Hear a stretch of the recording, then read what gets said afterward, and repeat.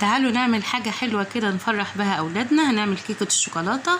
معايا 4 بيضات ومعايا كوباية سكر ومعايا فانيليا. طبعا هبتدي أضربهم جامد قوي لغاية لما يبتدي الحجم يتضاعف واللون يبقى أفتح زي الكريمة كده زي ما انتم شايفين. بعد كده أنا هجيب 3/4 كوباية لبن واضيفها واقلب. كل ما اضيف مكون ابتدي ادمج المكونات كلها مع بعض. بعد كده انا هضيف نص كوبايه زيت. قبل نص كوبايه الزيت هحط معلقه صغيره نسكافيه او قهوه سريعه الذوبان. وبعد كده هنحط نص كوبايه الزيت وهنبتدي نخفق. وبعدين عندي 1.5 كوبايه دقيق ونص كوبايه كاكاو، وعندي معلقتين كبار نشا وواحدة معلقة كبيرة بيكنج باودر.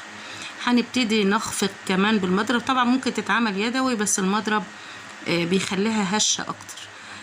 هضرب لغاية المكونات كلها لما تندمج وتبقى المقادير المظبوطة بالشكل اللي انتوا شايفينه ده.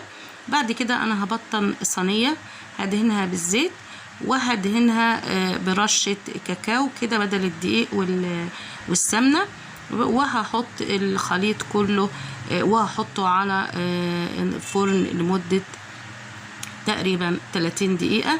بعد كده انا هعمل الطبقة التانية اللي هي الكريم كراميل. جبت 1.5 كوباية سكر حطيتهم على النار، وما ابتدي اتكرمل حطيت 1.5 كوباية لبن وقلبت المكونات كويس قوي لغاية لما يتخن معايا ويديني الكراميل. ممكن احط حتة زبدة بس انا ما كانش عندي، ما حطيناش زبدة، طلعت بالمنظر الحلو ده.